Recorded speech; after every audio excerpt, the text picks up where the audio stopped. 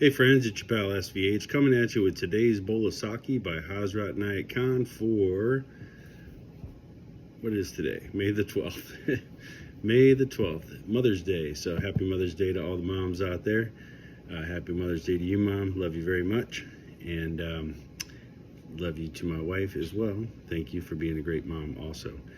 And yeah, this is a good one today. I'm really, this is one of my favorite topics in Sufism, about the wine of the Christ, or the wine of the mystic.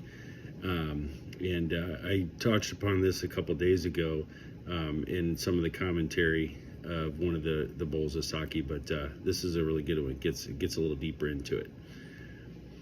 The mystic desires what Omar Khayyam calls wine, the wine of Christ, after drinking which no one will ever thirst.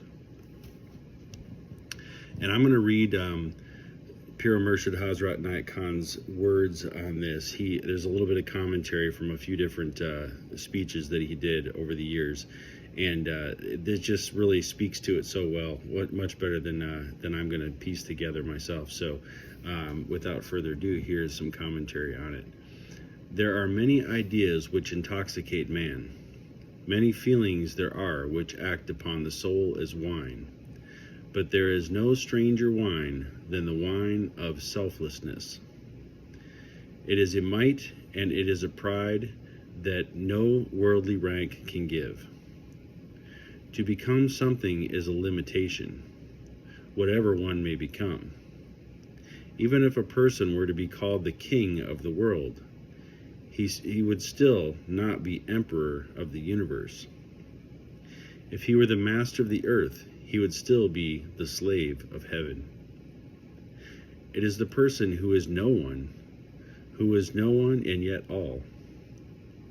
The Sufi, therefore, takes the path of being nothing instead of being something. It is this feeling of nothingness which turns the human heart into an empty cup, into which the wine of immortality is poured. It is this state of bliss which every truth-seeking soul yearns to attain. So this kind of starts to talk about it a little bit, about the path of being nothing, right? I've talked about this before, about being nothing, being no one, nobody, right? But this kind of touches upon that, and then really starts to touch upon the idea of the human heart being an empty cup into which the wine of immortality is poured. Wine is symbolical of the soul's evolution. Wine comes from the annihilation of grapes. Immortality comes from the annihilation of self. I drink the wine of thy divine presence and lose myself in its intoxication. When the soul is illuminated, it will desire to find some other soul illuminated in like manner, and will find great joy and bliss in its society. Such a one will surely find others who are on the verge of illumination. Even a drunkard will find others to drink with. And so it is mystically. A very little light can be turned into a flame, and that flame into a very big flame. Why is it better to become a mystic than to remain a drunkard? As a matter of fact, a drunkard will never be satisfied. The mystic will look for what Omar Khayyam calls wine, the wine of the Christ, after drinking which no one will ever thirst. He will always seek the wine whose intoxication never wears off. It is the only wine, the intoxication of the divine love. And then he also says, there is a wine which the mystics drink, and that wine is ecstasy. A wine so powerful that the presence of the mystic becomes as wine for everyone who comes into his presence. That intoxication is the love which manifests in the human heart.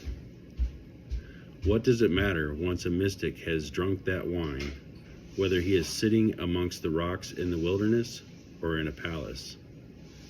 It is all the same. The palace does not deprive him of the mystic's pleasures, and neither does the rock take them away.